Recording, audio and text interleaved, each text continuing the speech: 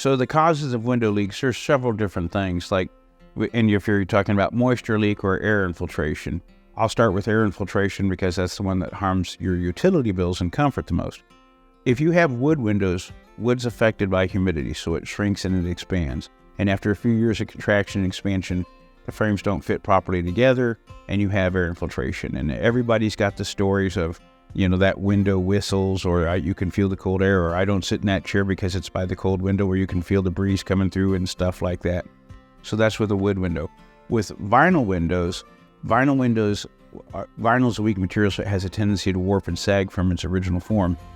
And so what happens is after just a few short years, the vinyl frames no longer fit properly together, and so you can't close the window tight enough, you can't push it up high enough, you can't push down hard enough to get everything to fit and seal, and then you have air infiltration. And these are incredibly common problems, and companies like 3M have made huge amounts of money by selling little window kits where you put up cellophane, or you have sticky tape that is a foam. And I've done this 30-something years now.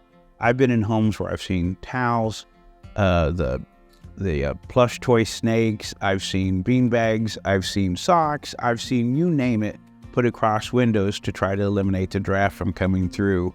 And it doesn't matter if it's a wood window, a vinyl window, or even metal windows. Metal windows don't lose their form and they don't contract and expand like wood does, but they're the least expensive window on the market, and so they don't fit or operate properly at all.